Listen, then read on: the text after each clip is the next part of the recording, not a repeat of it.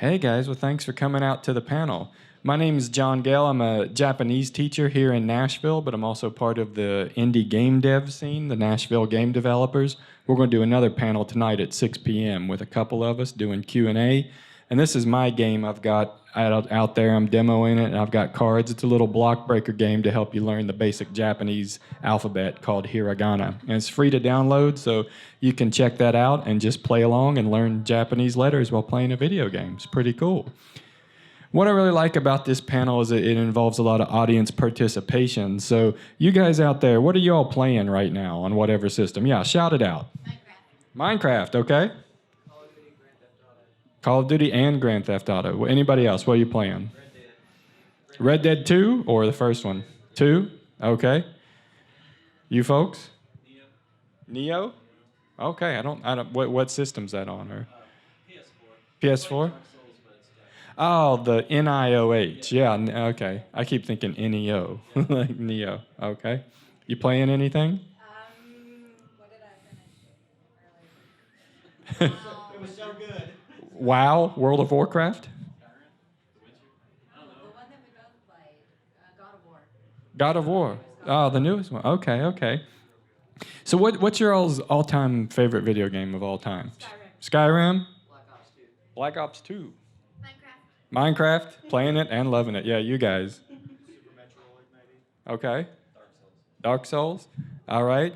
And who is your all-time favorite video game character? You only get to pick one. Snake from Metal Gear? Yeah. Okay.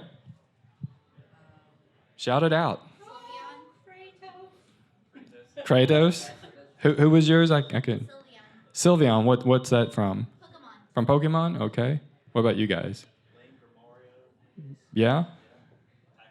Pac-Man. Okay, going retro. I'd say mine's Cloud from Final Fantasy VII. What is it about these games and these characters that sort of draws you to them?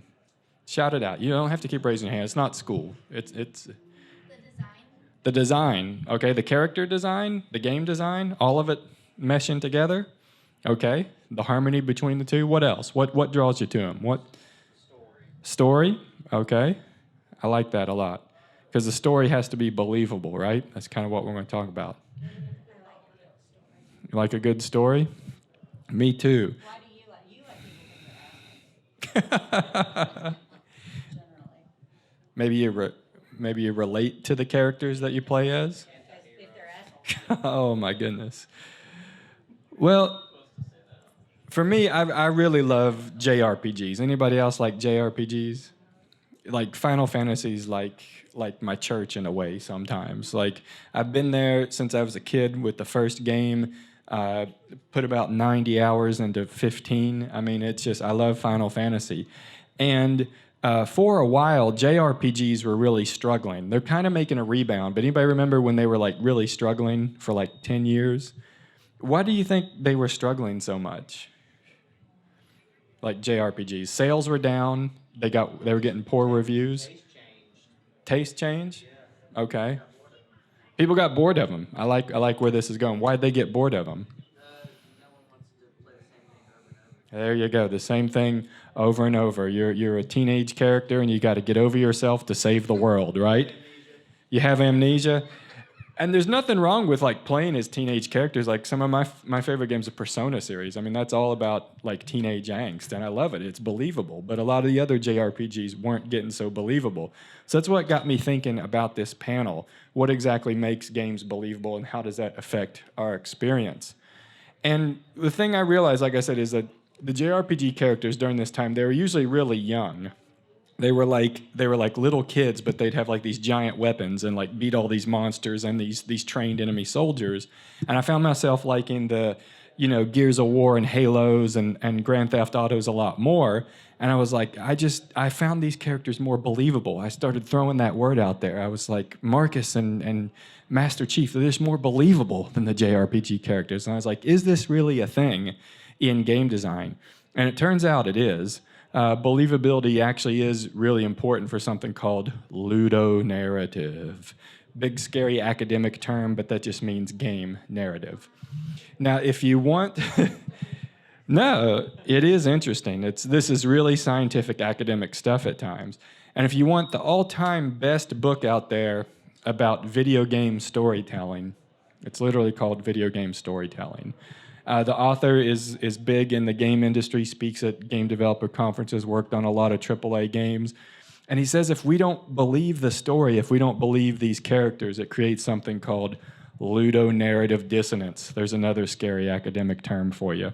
We're going to get into what that is here in a second. But what do I have up on the screen? Let's talk about what ludonarrative is. It's Mario, okay? Everybody recognize this game and maybe this level? Okay. Whoop. 5 minutes ago. Yeah, that's what's great about the expo. Okay, so you're there, Mario. What are you going to do next if you're on that platform? Jump over there? Right? If you want to skip and get to the warp zone, jump up there. Yeah, so basically you had that choice, right? That's what ludonarrative is they've got the setting and this world for you to interact in, and you made the choice of, you could have jumped on that Koopa for some extra points or something like that. You had the freedom to make that choice within this world. And that's what makes video game narrative different from movies and everything else, is that you're the one actually making these decisions within a world and determining that story. Okay, so how is ludonarrative different? What do I have up on the screen? Jaws. Has everybody seen it? Or you? No. Can you kind of guess what happens in this poster? You can kind of guess what happens to this girl right here in the movie, right? How would you describe what happens to this on-screen character? Yeah, shout it out. She's dead. Okay? Anybody else? How would you describe what happened to the on-screen character? She got ate by the shark. Okay? Now, let's go back to Mario and say you get hit by the Goomba. Okay? And this is what happens to Mario. Now what do you say about the on-screen character? I got killed. I died. How about in Punch-Out? I got knocked out. I got knocked down. Outrun. I crashed my car. Well, no, I didn't. I'm sitting on my couch, and my car's out in the driveway. And the researchers have put people in front of video games and measured this and just been really fascinated about it. Like, look, they said, I died.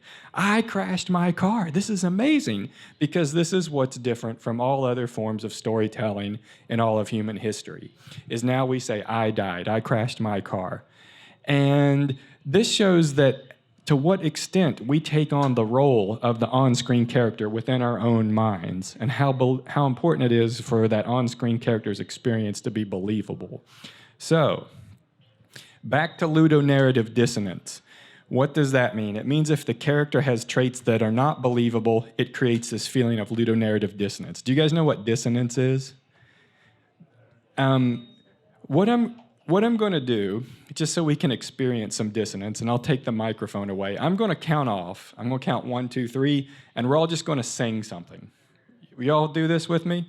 Just sing. Whatever you want. Whatever key, whatever song, it doesn't matter. Are you ready for this? Okay, here we go. 1, 2, 3. This one's a triumph. I'm making a note of your huge success. They got to hear us out there. It's hard to overstate my satisfaction. You heard it. It's summoning people in. You're in the right place. So that was actually pretty good for a small group. So we all sang different songs in different keys and everything, and it kind of clashed there for a moment. And people out in the hall were like, "What the heck's going on in here? We got to check this out."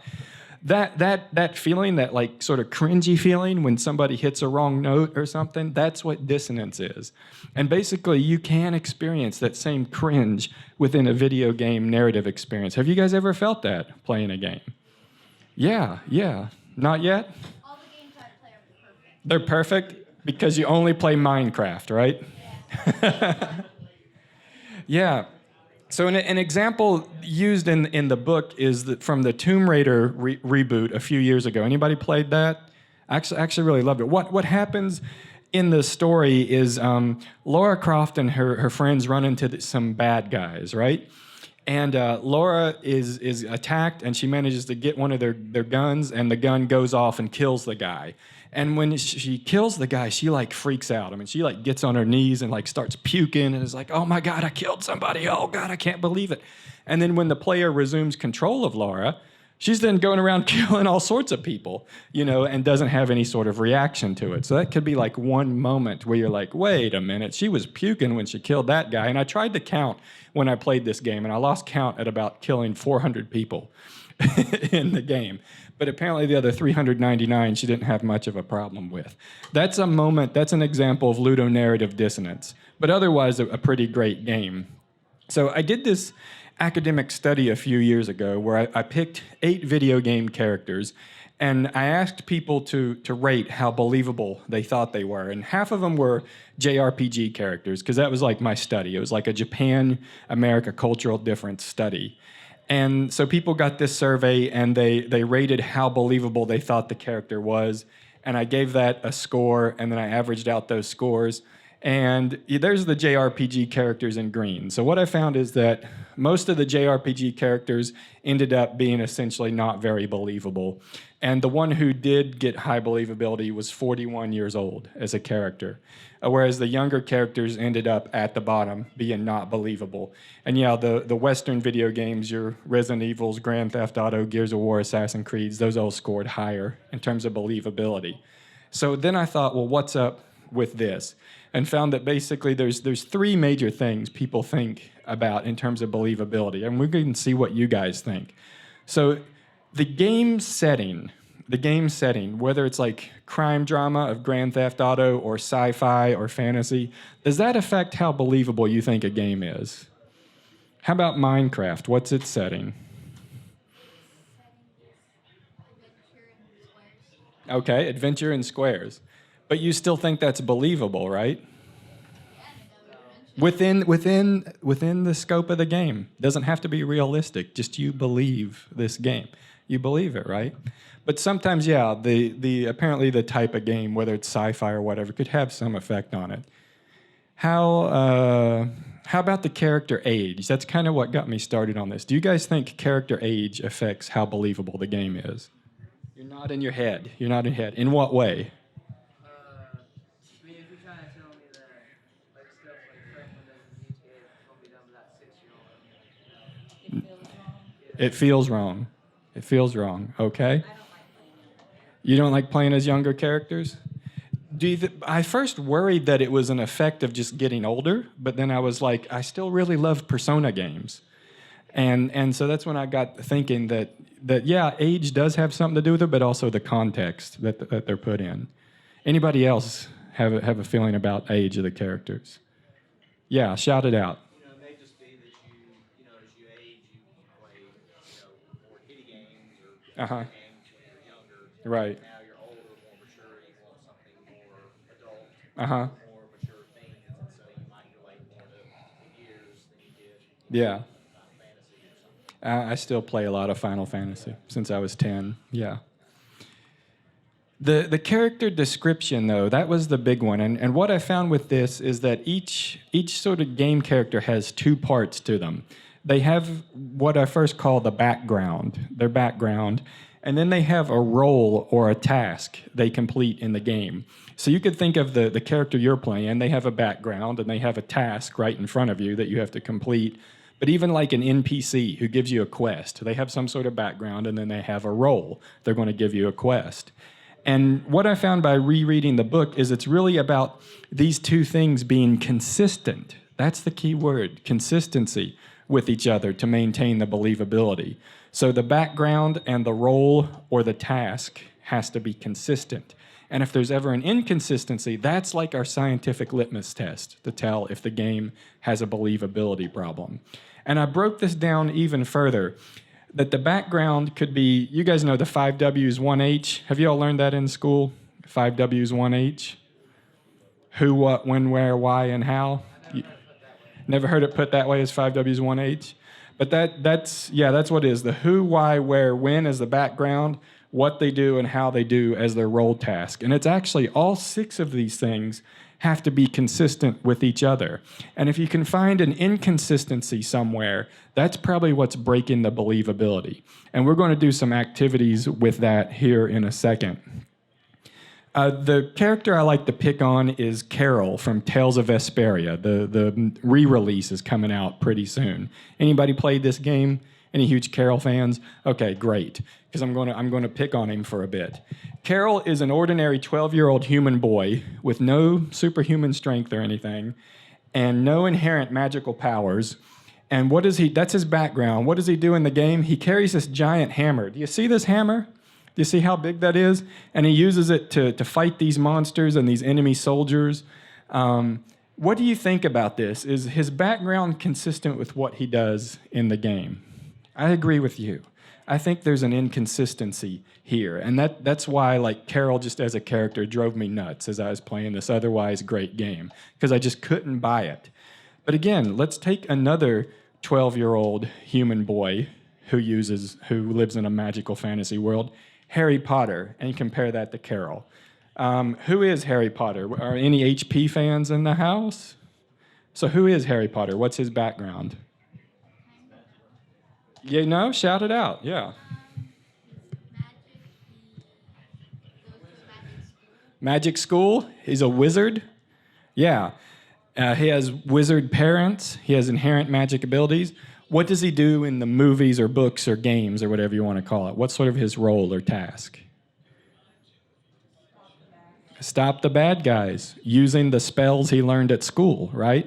We see him learn the spells that he then uses against the bad guys. So I would say that similar to Carol from the previous game, Harry is actually very similar, but he's consistent between his background and what he does. And that's why Harry is a believable character. So there it is. Background and role task need to be consistent. And with Carol, you didn't have to do a whole lot, really. They could have bumped his age up 10 years. You know, he was 12 years old and living on his own as a monster hunter. No mention of his parents or brothers or sisters or going to school or any of that. I'm like, I don't believe it. Bump up his age to 22, though, by 10 years, and I'll believe that, okay? And maybe reduce the size of that stupid hammer. And then I could believe this character a little bit more.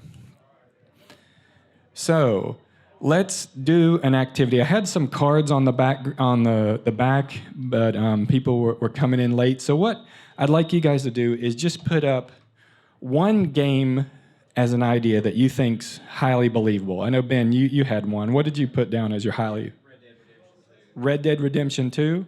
Okay. Anybody else played that? The first one? What makes Red Dead Redemption 2 so believable? It's got all these systems that kind of interact. You know, the characters walk around and do things on their own, and weather changes, and just things just kind of happen out in the wild spontaneously. And did they happen consistently? No, I mean, is there a consistency? Like, if it rains, do you get double the attack power or something like that? Something inconsistent. So all these different complicated systems, but yet somehow they're maintaining a consistency throughout the whole game, which is creating a believable experience. Okay, what was your unbelievable game? maybe Duke Nukem or whatever. Duke Nukem? Okay. So going back to the 5Ws, 1H, where do you think there might be an inconsistency with Duke Nukem that makes it less believable? So over the top, kind of ridiculous. Maybe the why, I guess. The why he does things? Way, Yeah. yeah. Okay. Anybody else like to put up two games, one highly believable one highly unbelievable one, and let's try to examine why you feel that way. Any ideas? Who's got a highly believable one? Yeah, in the back. Shout it out. Forza Motorsport as highly believable. Yeah. It's just a simulator. And it's consistent, right? Okay. What would you put up as a highly unbelievable game? Burnout? So that game, the reason why I think it's inconsistent is you crash into other cars and make them explode, and Uh-huh. someone else survives. You can crash into other cars, explode, but you're fine. You just go back to racing. Okay, so that's where the inconsistency is. Okay, what do you got? Pokemon is your believable game. Okay, and Unfinished Swan is your unbelievable game. Okay, so what makes Pokemon believable? It's kind of crazy, right? Bunch of electric mice running all over the place. What makes it believable? Because there's people in that, and they actually interact, and all the little animals and Pokemon interact with everyone and stuff. In a consistent way. Okay, and then what was it? Something Swan? Unfinished one. Unfinished Swan. What makes that unbelievable? You just throw paintballs everywhere. Gotta find it. It's unfinished one. Okay. How paintballs and an unfinished swan. Okay, yeah, I'm having trouble connecting those two. I don't know the game, but just You basically walk around and just throw balls at stuff to make it visible, and it's. okay. I don't like it. You don't like it? Background until you throw paint on stuff and Then it becomes visible. Okay. I would actually reverse those actually. You would reverse them. You would think we're free to disagree here. Yeah, this is a safe environment. So you think Unfinished Swan is believable, That would be of those two, it's believable. then Pokemon. What? games do you play? Yeah, what's your belief? Grand Theft Auto is believable, Uh huh. and a game like Call of Duty IW is completely unbelievable. Call of Duty. Which one? Infinite Warfare. Infinite Warfare is unbelievable. What's the difference? Because those are both shooter games. Where's the inconsistency? In IW, you're literally on a big ship just wandering around the solar system. And Grand Theft Auto, you're going on the streets shooting people out of vehicles. So you're in like, Run over people on the street. yeah. It's like you can do anything. It's a lot more reasonable than IW is. Okay. So you think it's a lot more realistic? A lot more realistic. Okay. That may lead to the next point then. About how important believability is. Now, who's the game character I've got up on the screen? Okay. What can you tell me about Sonic the Hedgehog? He can roll into a ball. He runs super fast. Stands on two legs. There we go. Is the real hedgehog in the video doing any of that? He can roll into a ball. If you keep watching this on YouTube, he actually rolls into a ball and goes to sleep. Yeah. He's blue. Yeah, the real hedgehog's not blue. Okay, so we've compared Sonic to the real life hedgehog. When you play a Sonic the Hedgehog game, though, do you believe it? You do? Yeah. You turn the game on and you're like, this is a blue hedgehog on two legs that runs really fast. It's no different than Mario. No different. Yeah, you believe it, right? Right within the context of that game, which shows that video games don't have to be realistic. Okay, it's not about being realistic. Believable and realistic are actually two different things. If we believe that Sonic can run fast and jump and go through walls, then we can believe what he does in the gameplay, even though it's completely different from what a real life hedgehog does. And so that's the point, is when we enter into this narrative experience, we agree to suspend our disbelief. We agree to believe. And it's kind of up for the game designers and level designers to maintain that consistency and not break our suspension of disbelief. So even like giant hammers, there's giant hammers like how Carol from Tales of Vesperia had in Donkey Kong, Amy from Sonic the Hedgehog. Anybody recognize this game?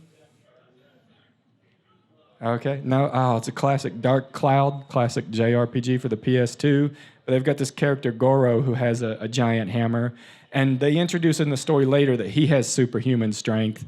And in terms of Sonic, if we can believe Sonic, we can believe Amy. So again, the problem's not necessarily giant hammers. It's the consistency with the rest of that universe. Okay, so when I got to thinking about things being realistic, anybody like Iron Man in here? Marvel movies? Yeah, Iron Man's been my favorite Marvel character since I was a kid. I'm so happy he's kind of popular now, because when I was a kid, the other kids would be like, "Why do you like Iron Man?" And I was like, "He looks cool." And like, "No, he's a dork." So you still think that? It's kind of true, but he does look cool in the suit. You got to give him that. So I was reading this Iron Man comic, and what happens is Tony Stark goes to this fancy party and drives away in a sports car with this really beautiful woman. Is that consistent with what Tony Stark does? Okay. And this woman, she also happens to be the villainess of the story. So that's also kind of consistent with what Tony does. And while they're driving, she covers up his eyes so that he can't see. And they have this conversation for like a minute. And then she's like, why haven't we crashed yet? And Tony explains his cleverness. At this point in the Iron Man comic, thanks to something called Extremis, the Iron Man suit just like oozes out of his skin, right? He just goes blah, and then he can put the suit on.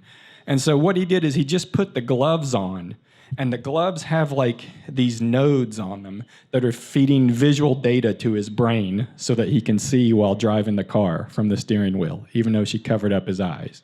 What do you think about this? Is it realistic? No. But do you kind of believe it? It's Tony Stark, and it's an Iron Man comic book. When have comic books ever been realistic? Never. Right. So because of the medium, we buy it. We probably wouldn't have bought this in the first Iron Man movie. Maybe in the next Avengers movie, something like that, we start to believe it. But in that very first Iron Man movie, people just wouldn't have believed this. Probably because it's closer to real life in a live-action movie than a comic book. So that's what I think, that we have this scale. If we have reality over here, that live-action movies and shows, we need them to be a little closer to reality because it looks like reality. But as we get into animation and comic books, and especially video games, we can get away from reality pretty far. We can get away with a lot in video games. So if the whole inode thing was an upgrade in an Iron Man video game that gave you better targeting or something, would you believe it? Yeah, because again, video games are detached from reality. So has anybody heard this news, that they're developing a live-action Mega Man movie? What's Mega Man? Mega Man, oh my goodness, you got to go in the retro room and get re-educated. Yeah. Mega Man is this character right here, a classic video game character. They just came out with Mega Man 11. I pre-ordered it because it's one of my favorite series. But they said they're going to make a live-action movie out of Mega Man. What do you guys think? Are you excited? No? I have to give up on that thing. From a video game, okay? Yeah. I was kind of hoping that this would disappear because I didn't hear about it. This was 2015, and I didn't hear about it for a while. And then in 2017, it's like, oh, yep, they are making that Mega Man movie. And I was like, no, just don't do it. Yeah, we think it's going to be terrible, right? They always. I'm just hoping they would kill this thing. And then September 2017, they started production. Here we go. October 4th, 2018. It's been officially announced. They're going to make this live-action Mega Man movie that they've been talking about for 3 years. Nobody was excited so far. You said that the video game adaptations don't do well as movies.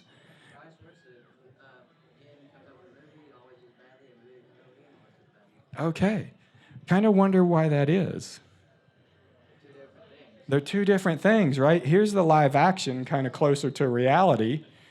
Mega Man works great in video games and comic books and cartoons, but when you get the live action, it's kind of a joke, right? Vin Diesel's Mega Man. There's a meme out there. And actually, it's already been done. There is already this little fan film of a live action Mega Man game that got 3.9 out of 10 stars on Internet Movie Database. And usually people are pretty forgiving for like fan movies, right? Apparently not. Apparently it was that bad. So this is probably why. Like the live action is just too close to reality. We're not going to accept it. Video games, we can get away with a lot, though. They do not have to be realistic. So one final test, another thing is video game believability does not require narrative, like text and dialogue. And we'll check that out. So what do I have up on the screen? Anybody recognize it? Galaga, classic, right? I don't know if it's in the room or not. Anybody played it this weekend? Really? I don't remember unless it's in one of the multi. One of those multi ones? There's some clones in there too. Some clones? Okay. So let's give Galaga the 5Ws 1H test. So who are we?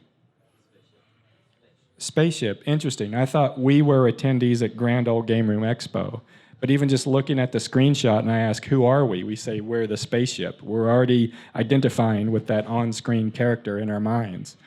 What are we doing in the game? Killing the frogs. Fighting aliens. They're more like bugs.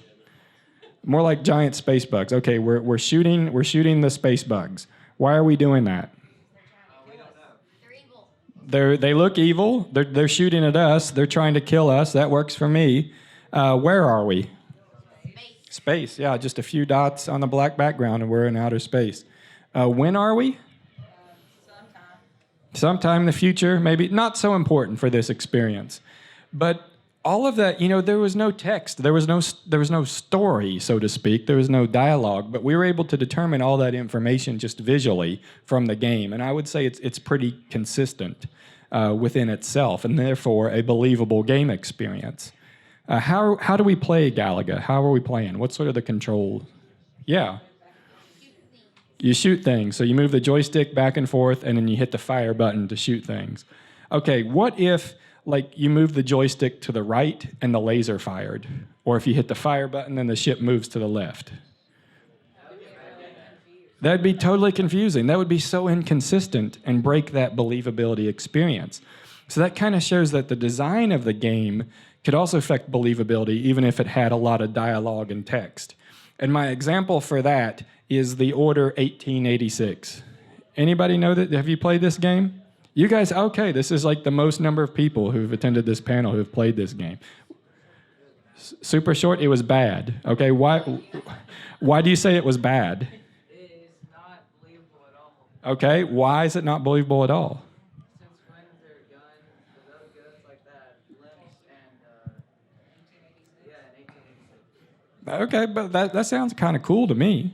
That's why I was interested in it. I was like, all right, you got like this steampunk, alternate Victorian area London.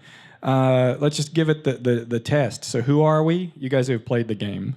I forgot who it was. You forgot already. Person. A person? You don't remember his name? George Washington. Framed and you got to clear your name or whatever. Well, I mean, sort of what's their background? Who are they? What's their job? Who are they? They're like in the military or something along those lines. Apparently, according to this book, they're an elite corps of werewolf hunters. I didn't know that. Not playing the game. Yeah. But there's maybe a reason you didn't know that. What do they do in the game? They do not hunt very many werewolves, apparently. Yeah. So do you kind of already see an inconsistency right there? Yeah. But how do you play the game? How would you guys say were some of the major mechanics? Because this is actually a third-person shooter game. Cover-based shooter? Did you do a lot of shooting in the game? Really?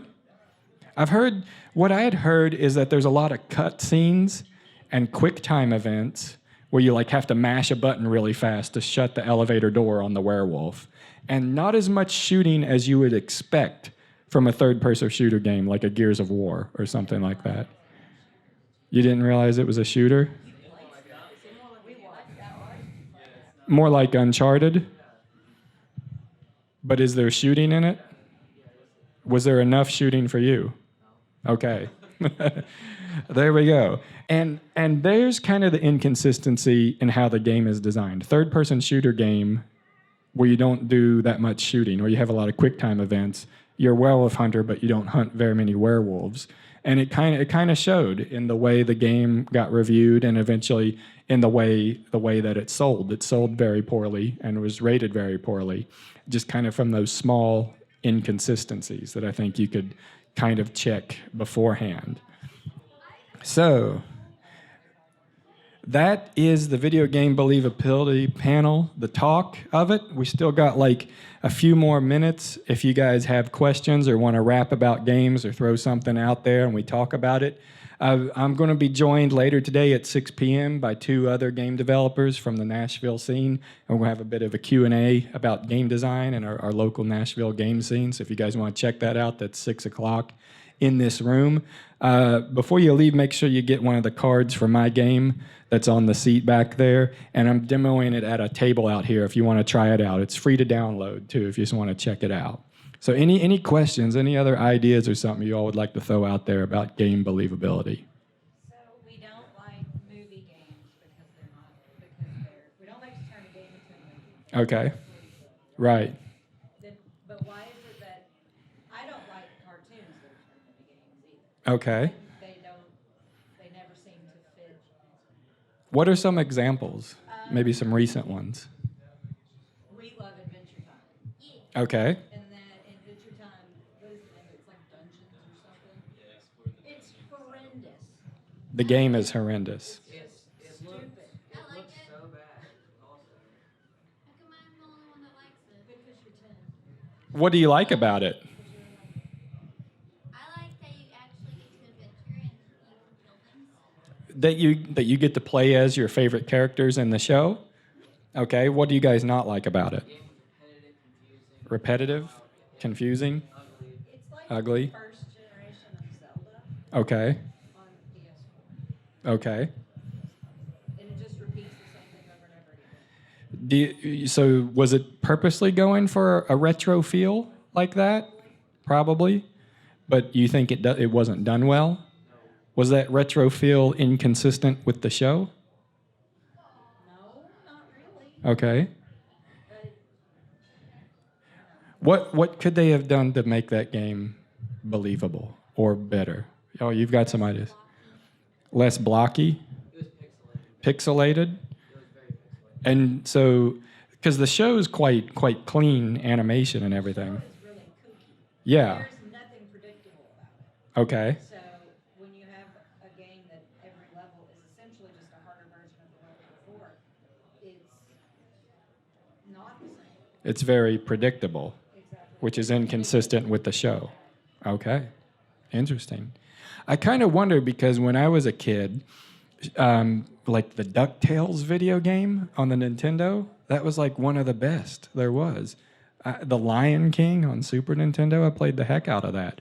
I wonder kind of what's happened between the generations if cartoon games aren't so great now, but back in the day. You can also see now with cartoons that there's a lot of cartoons that are, I think, believability-wise, are closer to video games, like Rick and Morty. Uh-huh. It's completely unbelievable in Right. a normal setting. Mm-hmm.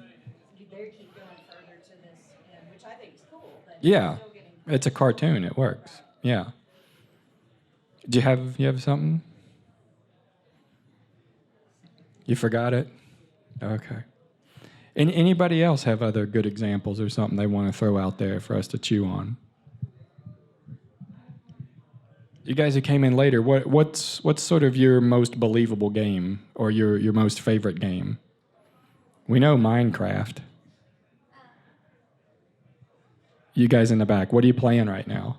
I'm a pinball guy, actually, so, Pinball? yeah, I just came in to sit in just to see what this was about. Oh, okay.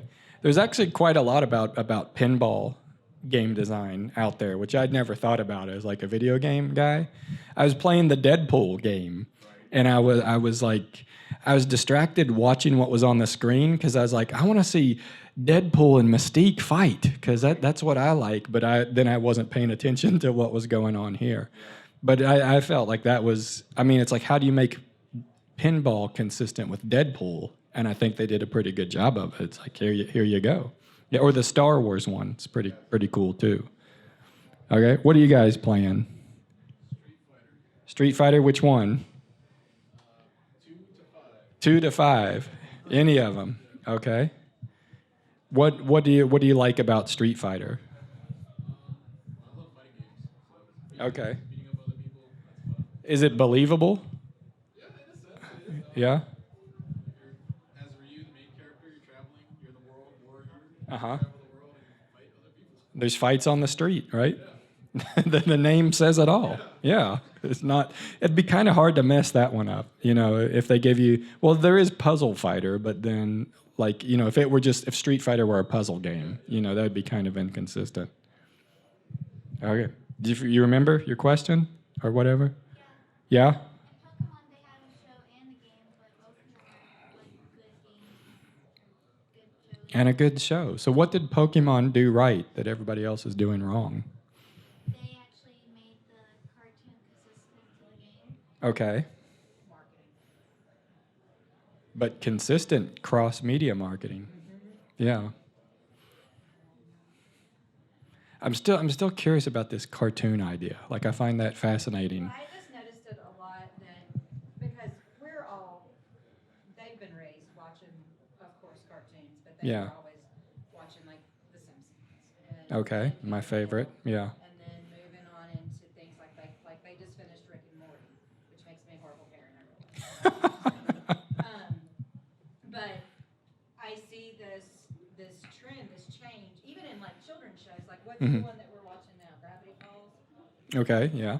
That you just keep getting this less and less believability that they can do there. You can't do that on a regular show. You cannot have Rick and Morty as a live action. Right. It would be They cannot make a live action movie off of Rick and Morty. no.